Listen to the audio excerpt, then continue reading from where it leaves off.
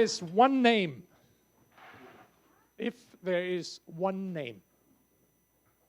associated with ancient DNA, it is Svante Pa. Paabo pioneered and has largely led this field for the past 3 decades. Writes the New Scientist in a praise of Svante's book, Neanderthal Man in Search of the Lost Genomes.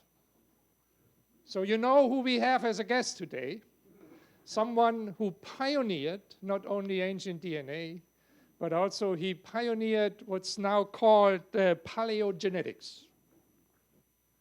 And Svante has been interested in, let's say, that field of history, but history at a long time scale for many, many years.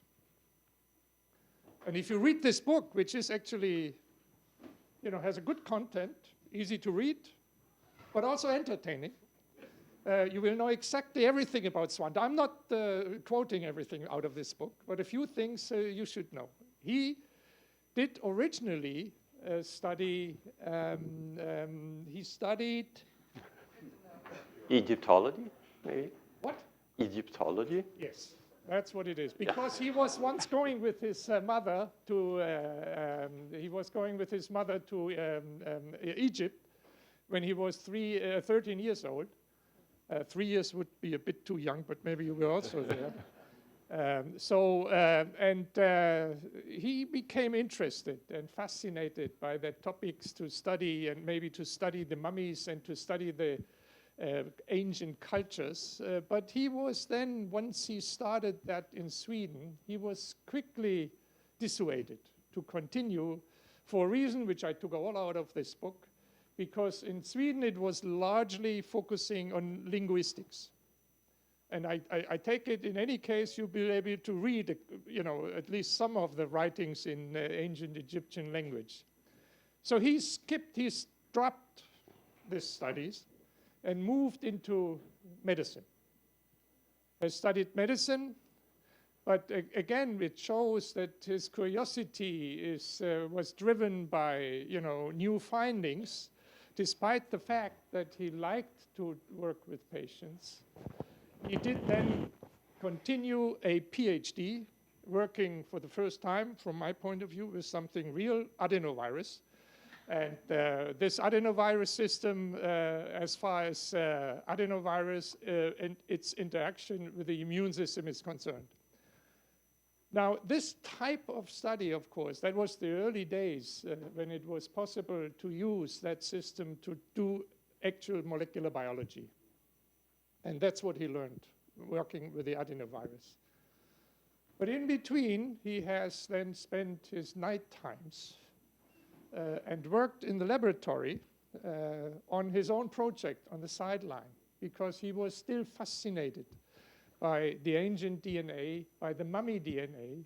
And lo and behold, he was able to extract some DNA out of mummies, which was the first breakthrough, and that was followed by very many, but most of these breakthroughs initially were breakthroughs that were in the method range, because you have to be able to identify a biomolecule that you can then not only analyze, but also amplify subsequently. So this first success was 1984. In 1987, he then moved as a postdoctoral researcher to Alan Wilson's laboratory in Berkeley, where he did study the quagga. So those of you who are working with zebras on a daily basis, they know that the quagga is a zebra-related but extinct animal. And he then, and this is now, I would say, after the laboratory work in Alan Wilson's lab, he went up the career elevator and got already in 1990, so 3 years after his postdoc, a full professorship at Munich University. In Munich University, he began, of course, to concentrate on ancient DNA from a variety of species. I have written down giant sloth, mammoth, cave bears, marsupial wolves. But of course, the key interest was still focused on the humans. And hence, he has contacted, museums, and one particular museum, a state museum in Bonn.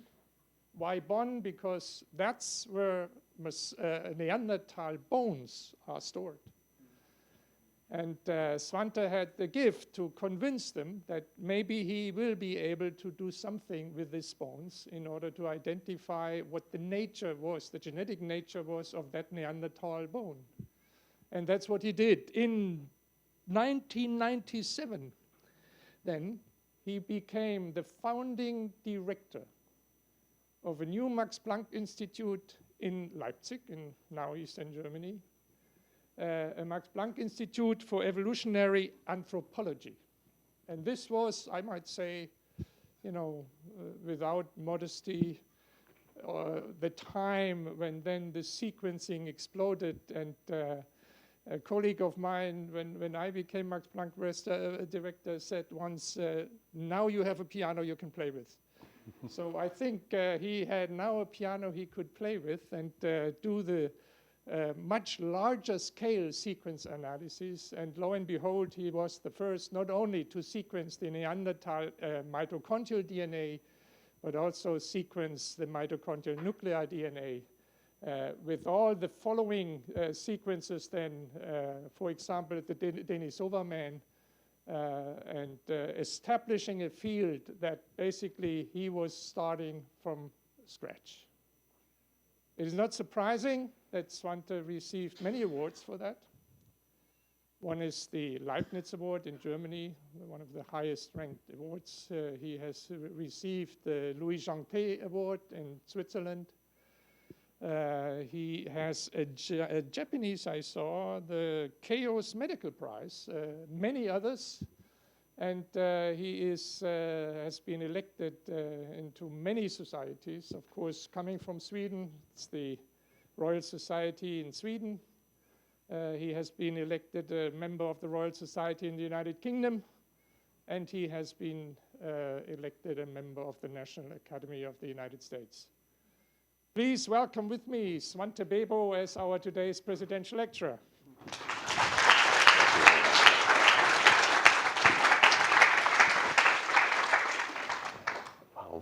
Thank you very much, Peter, for that very generous introduction. I'm very happy to be here. I visited OIST, I think it's over 10 years ago, when there were only plans to build these things. I remember we looked on a model of the buildings, and I now very much look forward to seeing the buildings in reality and seeing how this has all come to fruition. So it's very exciting to be here. And what I then wanted to do is to talk about our efforts and to sequence ancient DNA, particularly DNA from Neanderthals and Denisovans, the closest evolutionary relatives of present-day people, of all present-day people. But I then just wanted to, as a background, start with what you all know, that when mutations happen in our germlines, so the wrong base is built in when germ cells are formed. If that's not repaired quickly enough, it will be transmitted to the next generation. So that every human baby that's born carries something like 50 to 150 new mutations. So they then rain down on our genome approximately as a function of time. And if we compare two genomes today, as you know, we have a difference, something every 1,200, 1,400 nucleotides or something like that. And as this happens with time, if we take a chimpanzee DNA sequence, it's about 10 times more difference. It's about 1 every 100 nucleotides or so. So we can use these differences and to reconstruct, using our best models we have for how mutations accumulate, the history of DNA sequences or genomes, and we generally depict them in the form of these trees, where the two human sequences very simply go to common ancestor here, further common ancestor with chimps. And the genome is fairly big, right? 3 billion base pairs or so. So there's something like 3 million differences between two genomes when we compare them. So there's a lot of information there to try to reconstruct history. So if we now focus on human variation and look genome-wide on that. The surprising finding when one started to do this around 20 years ago or so was that most genetic variation is to be found in Africa. And the entire variation outside Africa is less than what you have inside Africa. Although, of course, many, many more people live outside Africa than inside Africa. And not only that, most DNA sequences you will find outside Africa have closely related sequences inside Africa. But there is a part of the variation in Africa that have no closely related DNA sequences outside. So the interpretation of this then is that modern humans, the ancestors of everyone today on the planet, evolved first in Africa, accumulated genetic variation in Africa, and then a part of that variation, so to say, went out and colonized the rest of the world. And with genetic tricks, by measuring, say, the linkage disequilibrium between related alleles outside relative to inside, you can show that that happened fairly recently. Less than 100,000 years ago or so did modern humans leave Africa. But there is an issue with this model, of course, and that is that when modern humans then left Africa, there were other forms of humans that lived there since a long time. So most famously, Neanderthals in Western Eurasia, and other forms of now extinct humans then in Eastern Eurasia. So Neanderthals first then. To the left here is a reconstructed skeleton of a Neanderthal. They appear in the fossil record something like 400,000 years ago. And they then live in Western Eurasia and Europe until Central Asia, Southern Siberia, until about 40,000 years ago, when they disappear in conjunction with that modern humans to the right here appear on the scene. And paleontologists have quarreled over decades about what happened when modern humans then came out of Africa, met Neanderthals in Europe and other forms in Asia. If there was a total replacement, meaning these other groups became extinct without any contribution to present-day populations, or if there was a contribution so that Europeans today would have some of their ancestry from Neanderthals, people in Asia would have some of their ancestry from other forms here in this part of the world. So to then address this in a direct way, you would have to go and retrieve DNA sequences from Neanderthals. And there are a lot of technical issues with that. One of the most obvious one is that there's very little DNA preserved in old bones, in the order of 10,000, a millionfold less in a 40,000-year-old bone than in a bone you would extract DNA from today. It's also degraded.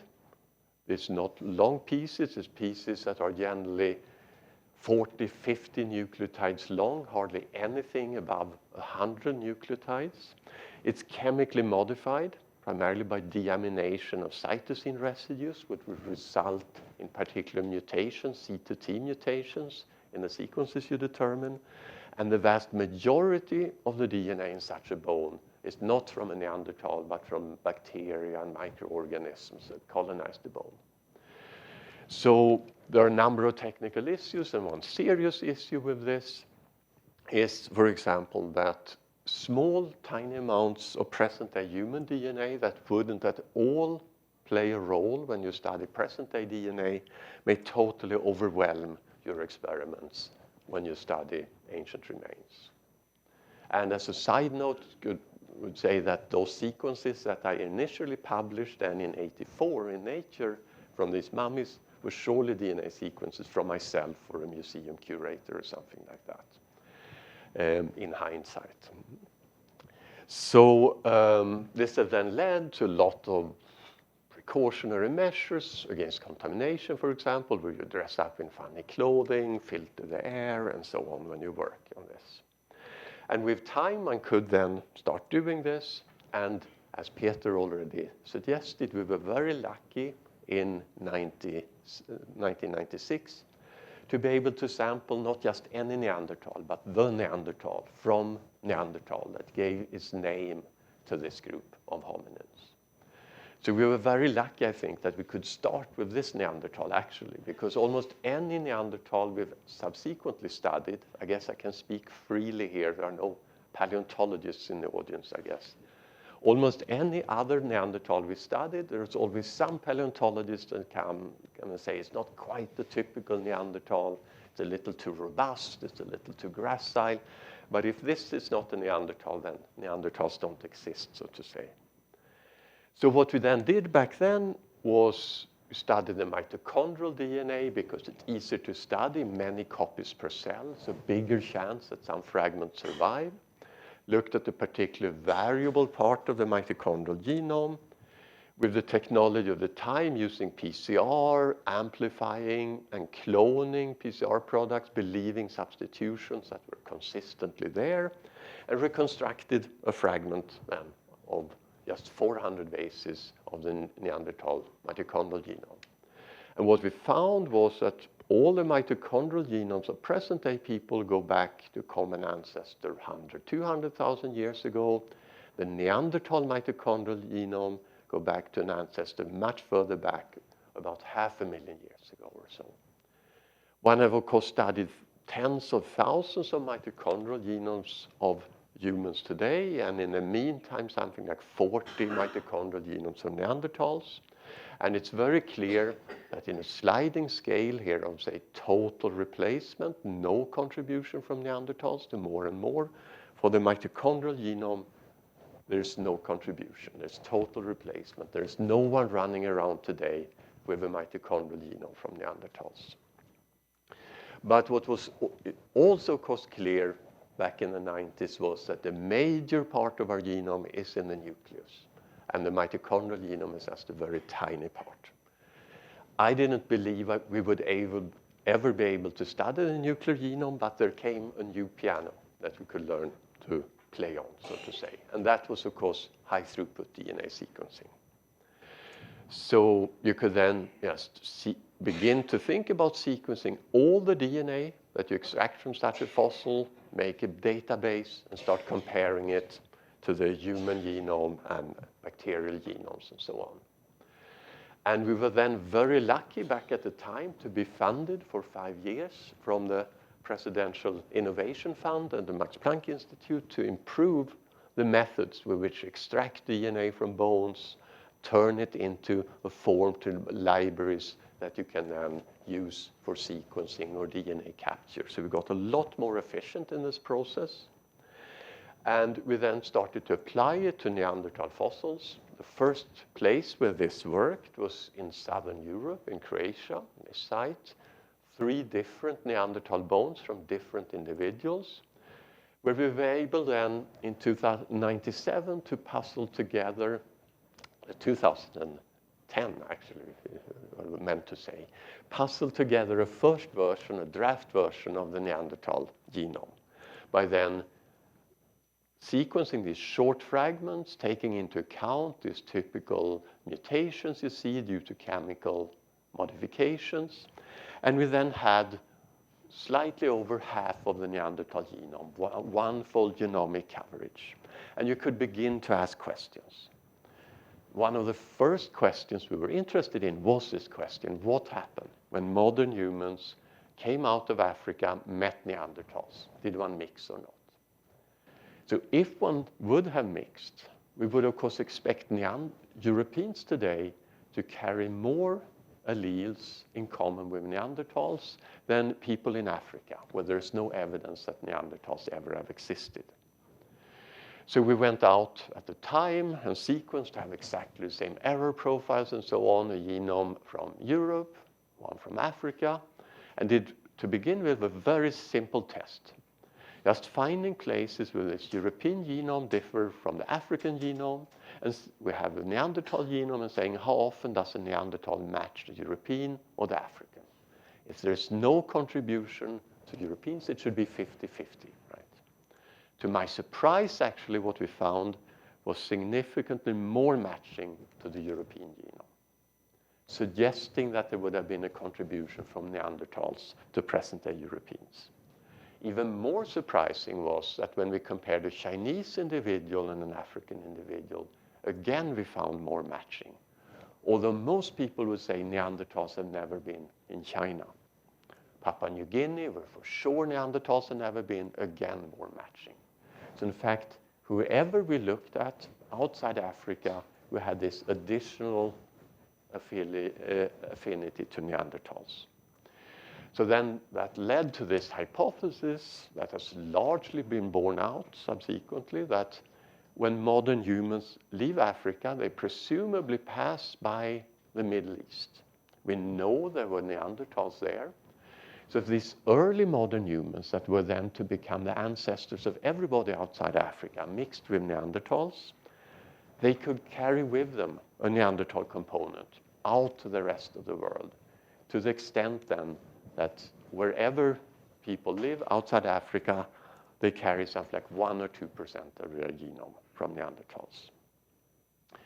What has happened since is that we have been able to sequence quite high quality Neanderthal genomes, 30, 40, 50x coverage, of the parts to which we can align short fragments, so like 2/3 of the genome, the single copy part of the genomes. We have 3 such high quality genomes. Particularly the first one came from this very important site in southern Siberia, in the Altai Mountains on the border to Mongolia and China, Denisova Cave, where it's a beautiful place where they found this toe bone in 2010 that allowed us to do the first high-quality Neanderthal genome. So you can then start comparing it in detail with people today. So if you then look on just one chromosome here, every line is a present-day individual, and in red are fragments inferred to come from the Neanderthal. You will see that often individuals carry different fragments from the Neanderthals. On average, they add up to 1 to 2% per person. But you can then also go from individual to individual today and say, how much of the Neanderthal genome can I puzzle together from different people that walk around today? And that's in the order of 40, 50% of the Neanderthal genome still exists in people living today, so to say. But that was then not the only interesting thing that the Russian archaeologists have found at this site, the Denisova Cave. In 2008, they had discovered this tiny little bone fragment that they were actually very skilled, I think, to recognize that it could be hominin bone, and it's part of the last distal phalanx of a pinky of a child. We initially got it to the lab and it was so small, so we didn't pay attention to it actually for over a year. But then we were able to apply new methods that were developed to very efficiently make DNA libraries from small amounts of DNA. Now, many tweaks to this, but one of the major ones is to actually not start from double-stranded DNA that you would normally do, to put adapters on the end of this double-stranded DNA and be able to sequence it, but to denature it and start from single strands, where you do single-strand ligation here, you mobilize these single strands, synthesize the other strand, and add adapters here.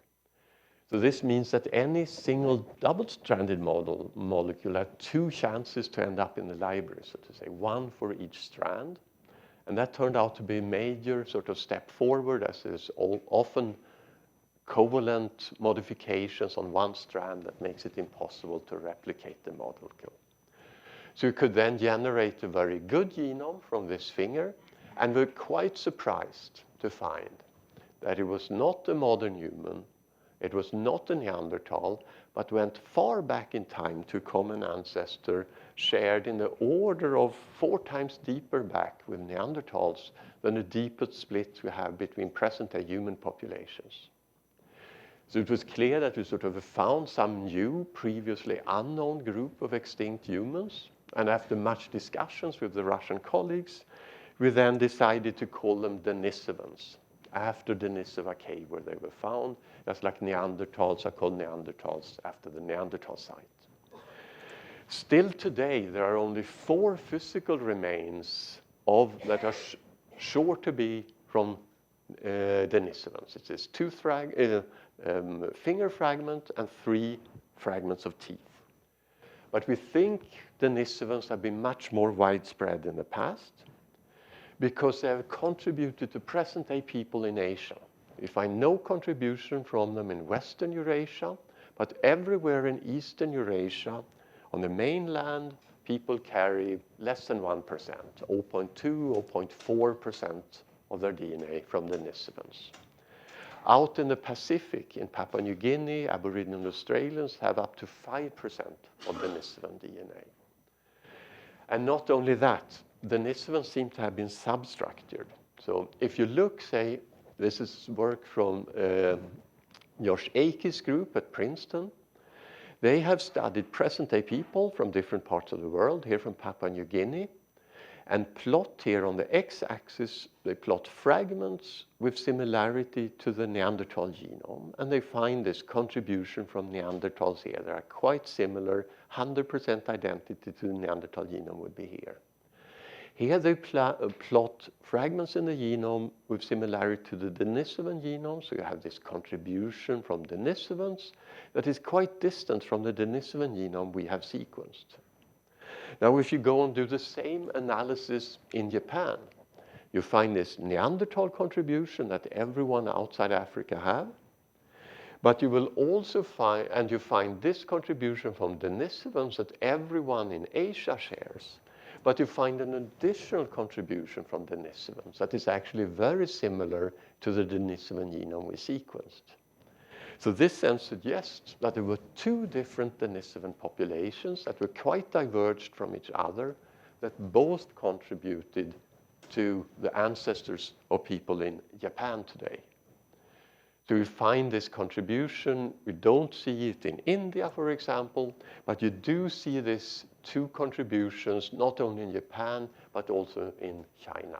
So Denisovans have sort of had an interesting history, and we are in the process of beginning to learn more about it. There was a paper published just 3 weeks ago. As I said, all the remains, physical remains of Denisovans are so far from Denisova cave. Now, a group in China, in collaboration with another group in our institute, have studied a mandible found on the Tibetan plateau here, this mandible. There were no DNA they could retrieve from this mandible, but they could retrieve fragments of collagen. And there's one amino acid substitution in this collagen that is identical to what you see in the Denisovan genome. So this is very likely to be the first Denisovan outside Denisova cave, so to say. So to then summarize the first part of the talk, what we think we know about the history of Denisovans, Neanderthals, and modern humans from genomes. We think that Neanderthals, Denisovans have some origin, common origin in Africa. Their ancestors, probably what paleontologists would call Homo heidelbergensis, come out of Africa and evolve in Western Eurasia to what we call Neanderthals, in Eastern Eurasia to what we call Denisovans. We don't know where the border between these groups have been, but we do know that in the Altai Mountains at the Denisova cave, at some times there have been Neanderthals, at other times there have been Denisovans. Then there's an origin of modern humans in Africa. They come out of Africa, in the Middle East, start expanding seriously out of that region 50, 60,000 years ago. They mix with Neanderthals, continue to spread, mix more times with the Neanderthals with Denisovans, at least twice, probably more times, continue to the Pacific, and then these other groups disappear, but live on then in this contribution to people outside Africa from Neanderthals and from Denisovans. So in Africa, I'm pretty sure that modern humans also spread, probably also mixed with other forms that existed there, but we have no genomes of those forms yet. So there's only indirect hints of that from present-day genomes. What is fascinating is that we begin to find direct evidence of this mixture between these different groups.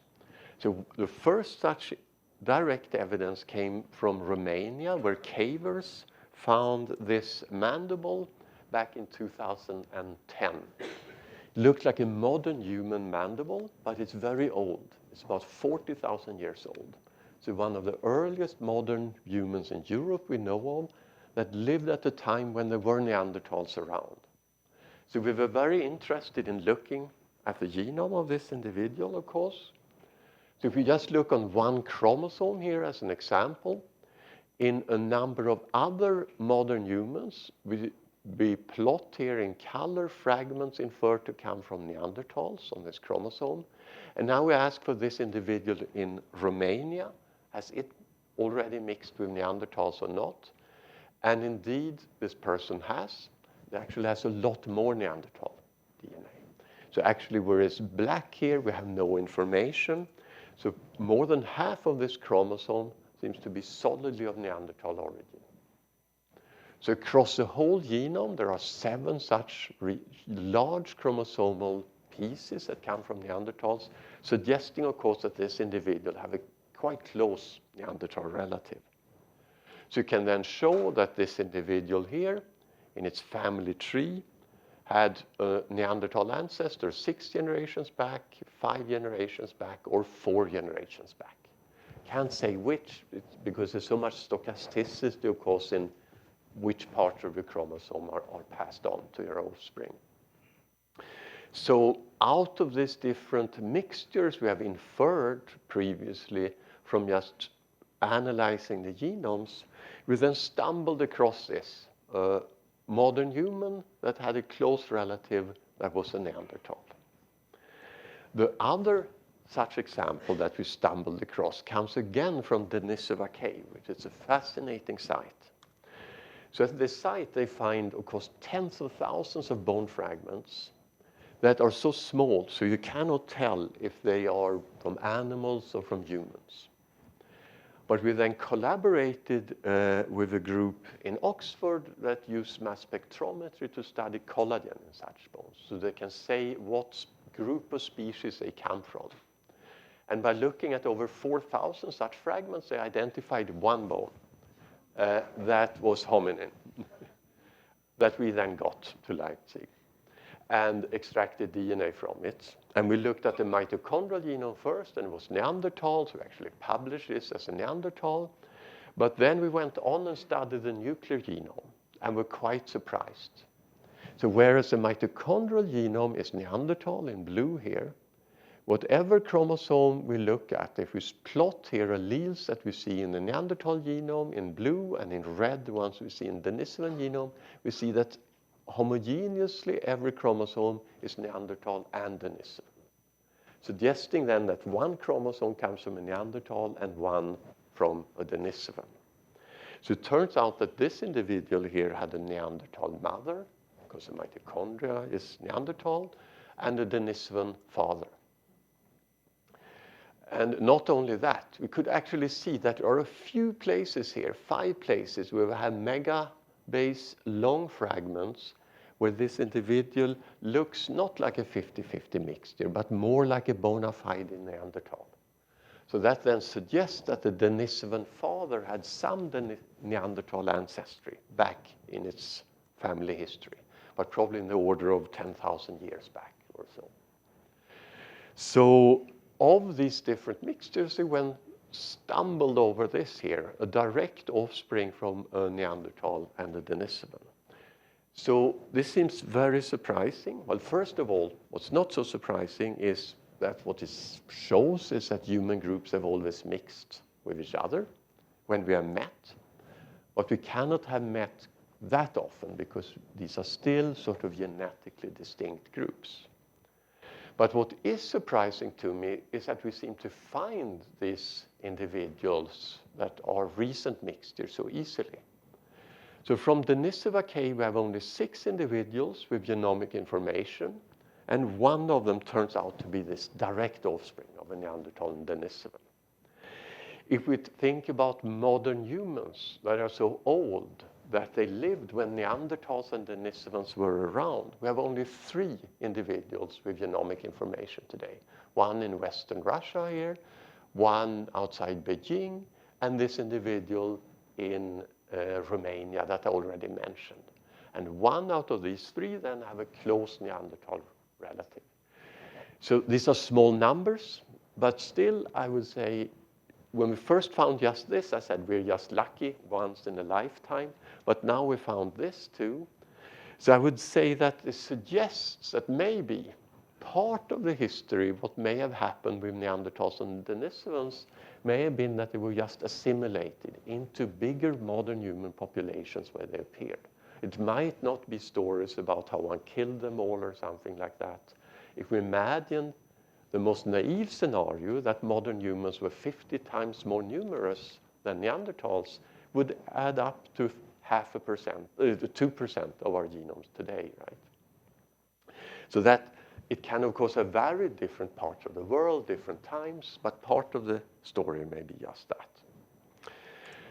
But for the last part of the time here, I would then like to discuss, does this matter functionally, this contribution from archaic groups to present-day people?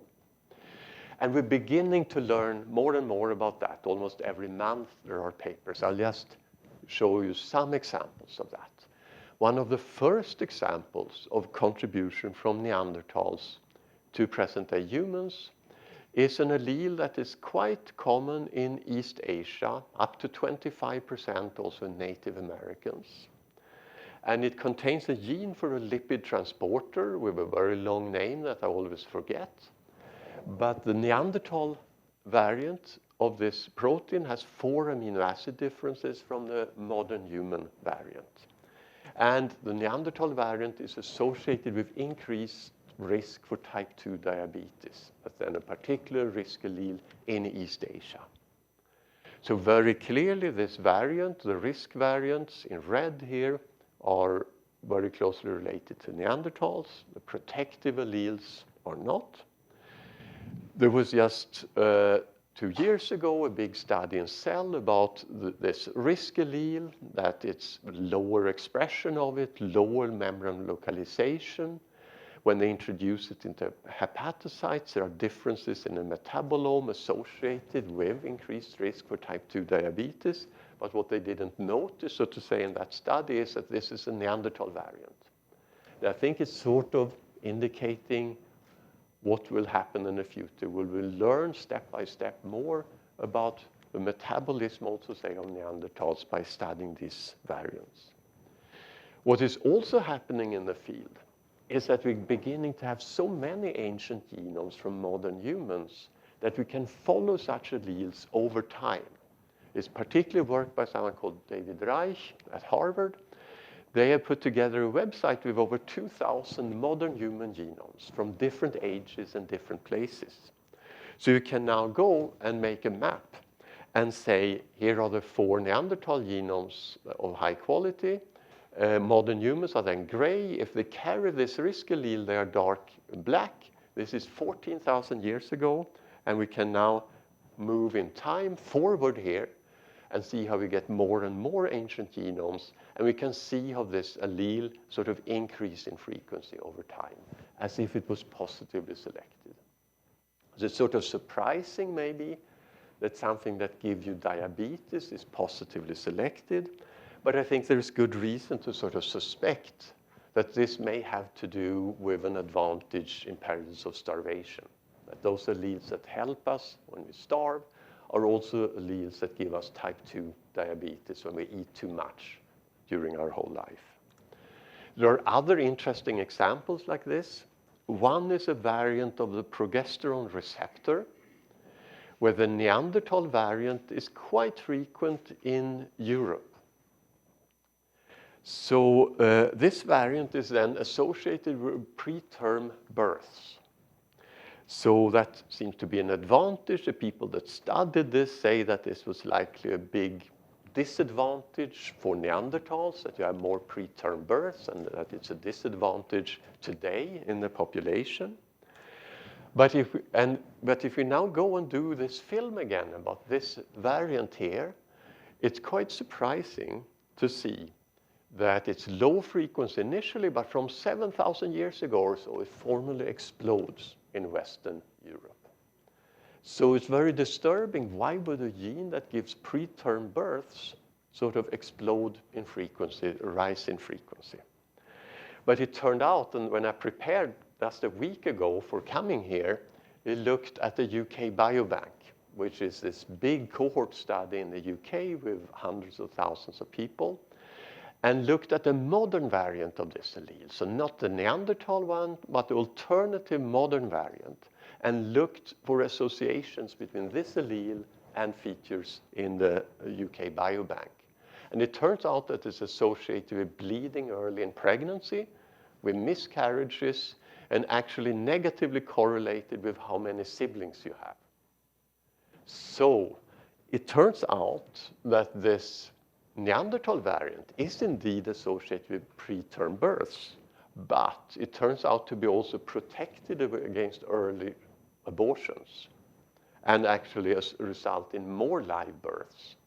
So it seems that these Neanderthal variants actually, if you like, save embryos that would otherwise be miscarried to the cost of having a bit more preterm births, but live births. So I think this is also an indication how we can begin to learn a lot by these big cohort studies where we have associations with phenotypes. Are there functional contributions from Denisovans also? Yes, there are several ones. The most striking one, I think, is in Tibet at the high plateau, where people are adapted to live where there is very little oxygen in the atmosphere. It was already known that this is due to a variant of a gene called EPAS1 that is very high allele frequency in Tibet, and that over some unknown mechanism actually allows you to absorb more oxygen in your blood without having a lot of red blood cells that lead to complications with blood clots and things like that. Rasmus Nielsen's group in Berkeley then showed, when they compared this to the Denisovan genome, that this variant had come over from Denisovans into the ancestors of Tibetans. So it's quite fascinating that we might not have had so big populations on the Tibetan high plateau without this contribution from Denisovans. And it's extra fascinating, I think, that this bone that was published just 3 weeks ago actually comes from a cave in Tibet at 3,200 meters. And it's quite old, more than 160,000 years old. So it seems that Denisovans have probably lived in Tibet for hundreds of thousands of years, adapted to the low oxygen, and passed that on to people today. So there are some things that seem to be so important that they've come over several times, both from Neanderthals and Denisovans. So one example of that is toll-like receptor cluster that is quite frequent all over Eurasia. Variants have come from Neanderthals here and have also come from Denisovans. Those variants are associated with higher expression of the TLR receptors, which are then important for innate immunity, right, against viruses and maybe bacteria too. So they're associated with higher expression, and in association study, these Neanderthal and Denisovan variants are associated with increased resistance to Helicobacter pylori, it will give you ulcers, but also with allergic problems. And again, we can sort of look at how these Neanderthal Denisovan variants increase in frequency in actually the last few thousand years, particularly in Eurasia. So this is then feeding into a sort of picture where these now extinct groups have lived for hundreds of thousands of years in the environment in Eurasia. Then came these newcomers from Africa, mixed with them a bit, picked up alleles that were advantageous in that environment that then rose in frequency. It's what we would call adaptive introgression in other species. But that said, I think most variants that came from Neanderthals and Denisovans were probably negative. So Josh Akey again has studied gene expression in at sites where you have one allele is Neanderthal, one is modern human, and looked at the expression, see if it's 50-50. And for many genes, it turns out to not be 50-50, but the Neanderthal allele is lower expressed. So if you look at sort of overall, in almost all tissues they look at, the Neanderthal alleles are on average lower expression, and particularly that's true in testicles and in the brain. And when we look across the genome, there's about 2% contribution on average of Neanderthals, but in promoter regions, it's about half that. So it seems to have been a selection against the expression of these genes. What is fun also now when we have 3 high-quality Neanderthal genomes that come from different places and quite different times, is that we can begin to look for things that may have been unique to Neanderthals. So things that changed here and maybe high frequency in Neanderthals. So I have one postdoc who focuses on that. And one gene that stood out to him is this sodium channel, where the Neanderthals had three amino acid differences to the variant that people have today. And this is an interesting sodium channel. It sits in the peripheral nerve endings and is a channel that initiates pain sensation peripherally. So he expressed this Neanderthal version and modern human version in oocytes and tested them electrophysiologically. And he finds that the Neanderthal version sort of elicits a stronger electrical signal for the same stimulation. So he could show that that is due to that when this channel is activated, it's then inactivated again, and this inactivation is slower in the Neanderthal version. So the channel remains open for a longer time for the same stimulation. He could also show that not any single amino acid change is responsible for that, but 2 of the amino acid changes are sort of required for the full effect there. So we thought this was specific to Neanderthal and didn't exist at all in modern humans.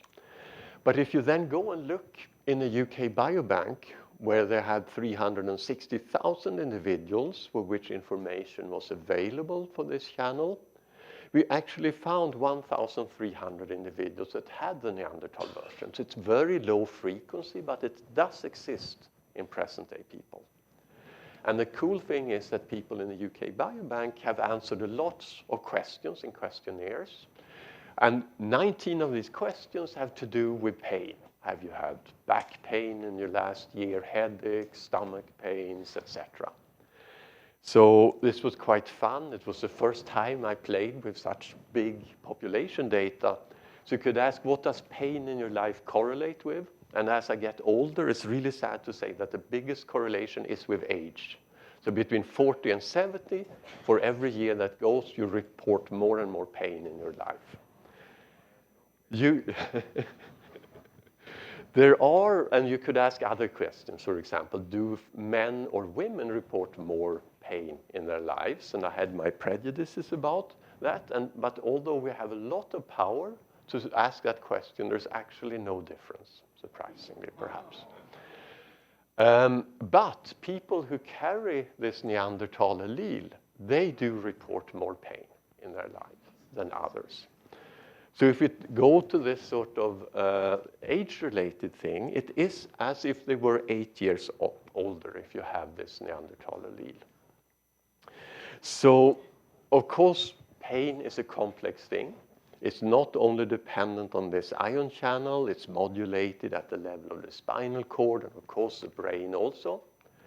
Nevertheless, people today who have this report more pain. They are, of course, all heterozygous for this. Neanderthals were homozygous for this, all the ones we have looked at.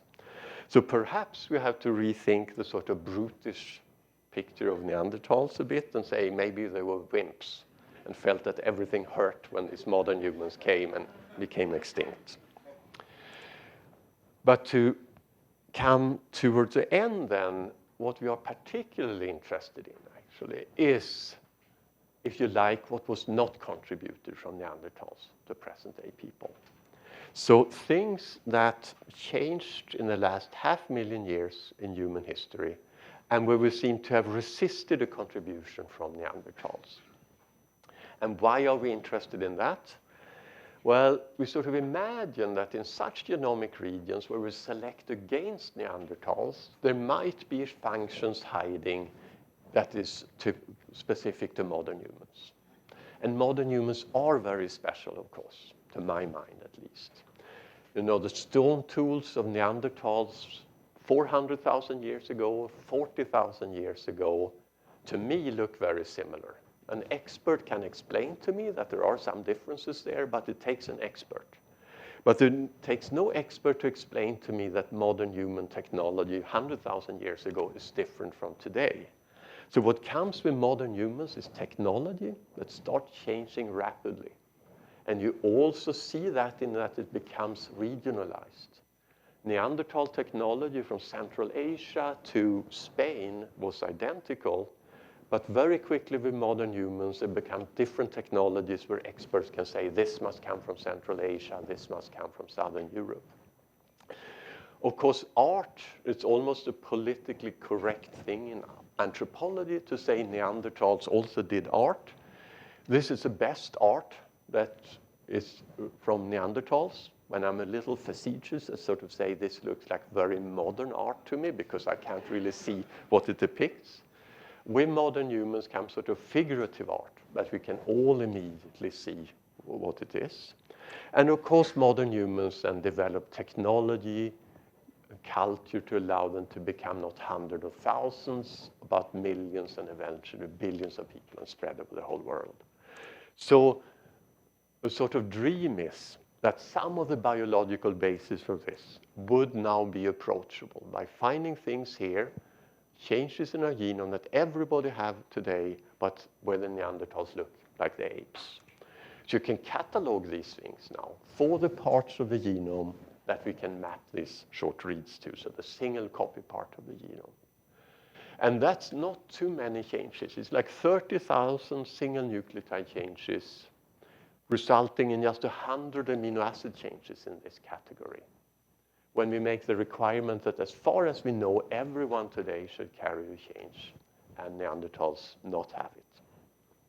So just to end by giving you a flavor of how we try to approach this now, we can look at amino acids, the most trivial changes maybe to try to explore. You can list the proteins that are affected by these amino acid changes. One example that we have looked particularly on is ADSL. So this is an enzyme that catalyzes two steps in purine biosynthesis, the synthesis of A's and G's. And we got very interested in this because a previous postdoc who's now a professor in Moscow, has studied the metabolome of brains of humans, chimps, and macaques. And he looks for differences in concentration in small molecules and between human brains and chimp brains, humans and macaques, but where the chimp and macaque don't differ from each other. So things that change specifically in concentration on the human branch. There are two pathways only that stand out. One is oxidative phosphorylation, and the other one is purine biosynthesis, that is lower in humans than in the apes. So that made us, of course, think about ADSL. So they then know that something in purine biosynthesis have happened on this long lineage from the common ancestor here. And we started thinking about ADSL because this one amino acid here sits close to the active site in a sort of lid over the active site of the enzyme. So what one can then do is to take human cells, iPS cells, and modify them with the CRISPR-Cas9 back to the ancestral state. So you have ancestralized the cells back to the Neanderthal-like state and look at the metabolome. And if you do that, then you find this reduction in purine biosynthesis in these cells. So we think we have sort of explained this difference in metabolism here. It happened quite recently, and there's a difference from the Neanderthal. The big next question is, of course, why? What does it mean for how our brains function or develop or something like that? So that's sort of where we are with that. The other thing, the other approach, just one more example, then I promise to end. The other approach you can take to ask these things is, of course, to say, well, we have this bias that you already noticed with ADSL. We think that the brain is particularly interesting because we think there's a cognitive difference between modern humans and Neanderthals. So you can look at genes that have amino acid changes that are expressed early in brain development, for example. And then there are 3 genes that stand out here being expressed in early progenitors that make neurons. Surprisingly, those 3 genes are all involved in kinetochores and spindle in mitosis. So it was very surprising to me that something such as mitosis that I would think would be very conserved would actually have changed in modern humans relative to Neanderthals. So we speculated a bit when we saw this back in 2015 that, well, one knows that these sort of progenitor cells, the cleavage plane here is very important for how many neurons you make, maybe what types of neurons, etc. But this was then only speculation until iPS cells came along from Japan and the ability to make organoids and differentiate cells from iPS cells. So as you know, you can make brain-like organoids from iPS cells. So what we have focused on in one group in the lab is then to make organoids from chimpanzees and gorillas and from humans and compare them to each other. They turn out, of course, to be very, very similar. But there are some differences you find. And this is a collaboration with Wieland Huttner's group in the Max Planck Institute in Dresden, where postdoc Maura Bermudez looks on these apical progenitors in the developing human brain. So what you see here is time-lapse figure of chromosomes during mitosis. So you will see them line up here in a metaphase plate in a chimp and a human, and then being pulled apart in the chimp there and in the human there. And what he discovered was that this metaphase is longer in humans than it is in chimpanzees. And it seems to be specific for the mitoses in these apical progenitors. We don't see it in undifferentiated iPS cells. You don't see it in blood cells that go through mitosis, for example. So we then got particularly interested, again, in these 3 genes with these changes. And actually, one of them has 3 amino acid changes, one has 2. So these are actually 6 of the 100 amino acid changes are in these 3 proteins. So what we're then doing is, of course, put the human version of this into the mouse genes. We edit the organoids back to the ancestral state and look at the mitosis. And the first initial hint is that there is actually a difference as a result of these things. So that's where we are sort of with this project. The next question is, of course, again here, why? What difference does it make for the developing brain? That is sort of the next. But that's sort of really where we are at the moment. So I hope that I then sort of convinced you that if you're interested in human evolution, it's very useful to have the genome of our closest evolutionary relative.